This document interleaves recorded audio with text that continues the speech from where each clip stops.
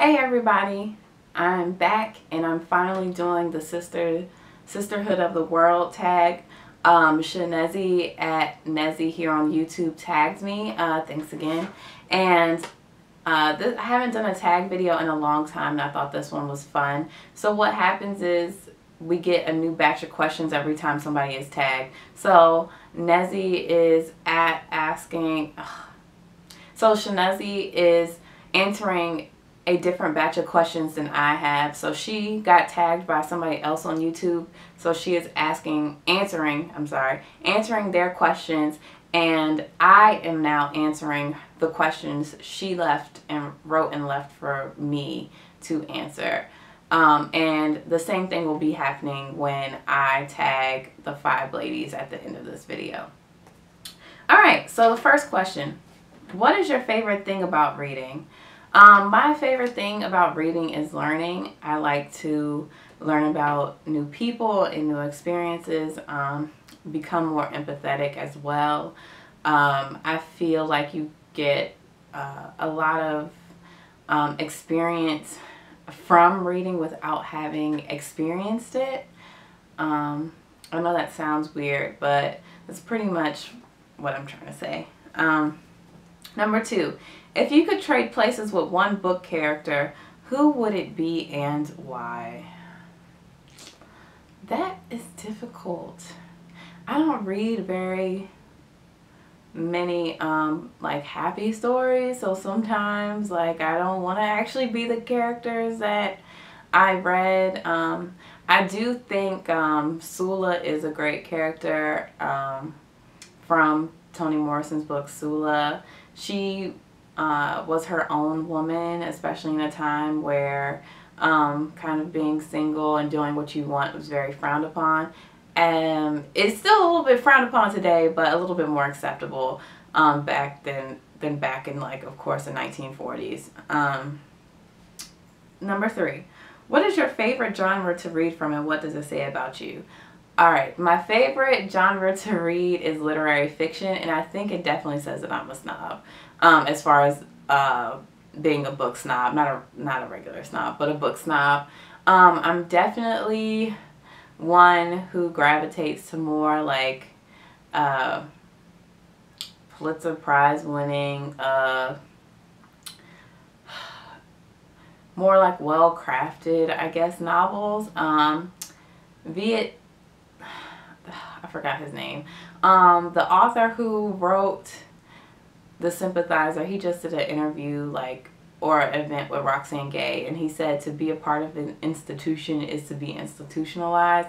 So a lot of my reading skills have come from universities, and aka like being a part of the Ivory Tower, and it has taken a major effect on my reading.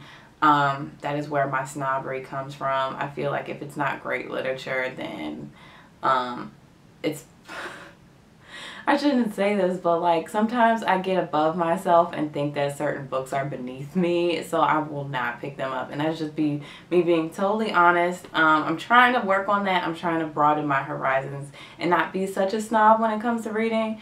But the one way to first fix the problem is to realize it's a problem. And yeah. If your house was on fire and you could only pick 3 books from your collection, which 3 would you choose and why? I would pick 3 of my 5 favorite books, which is The Bluest Eye, Men We've Reaped, and Before You Suffocate Your Own Fool Self, because they're my favorites. That's it. Share 3 unique things about yourself that we probably already don't know.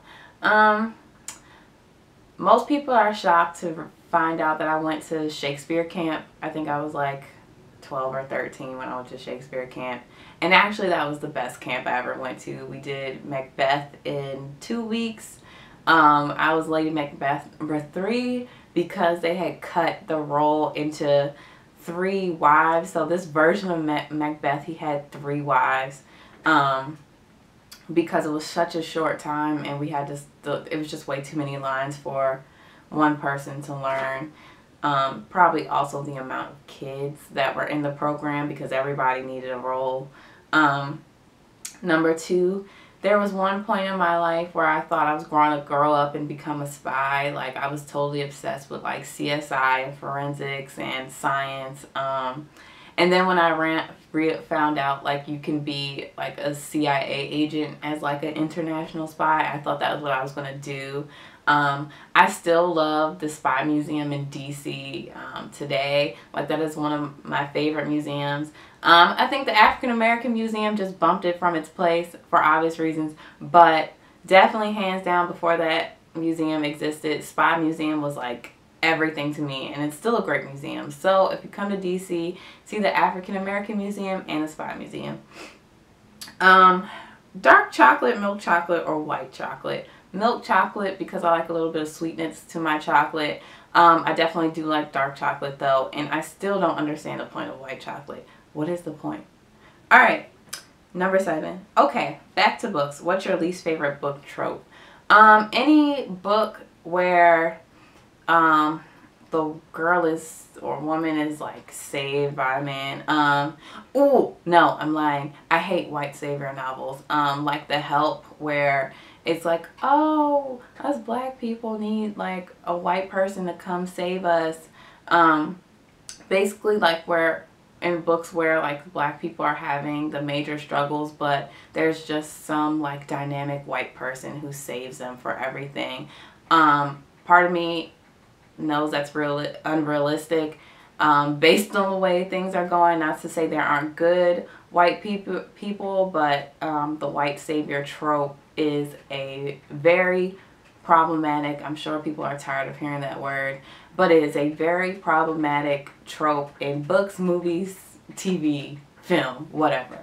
Tell us about a book that has had the greatest impact on your life. It is The Bluest Eye. I cannot talk about that book enough. It made me focus more on the importance of black girlhood and how black girls are affected at a young age by racism and sexism.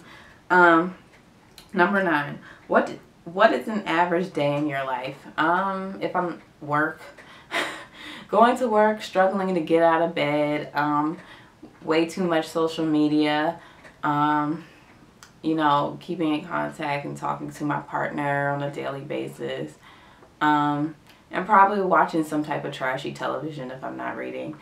And number 10, imagine you're writing a book. What would it be about and what would you call it? I have a book idea. I have a couple of ideas. Sorry, I was looking at the time. Basically, the book would be about black women, like a black coming of age story, except they would probably be more in like the college age, because I don't want to write a young adult book. Like, if you write a book about a teenage, like a young teen, they automatically kind of throw you in the YA category. Something like that. Definitely be about black women, black girlhood, something of that nature. What would I call it? I have no idea.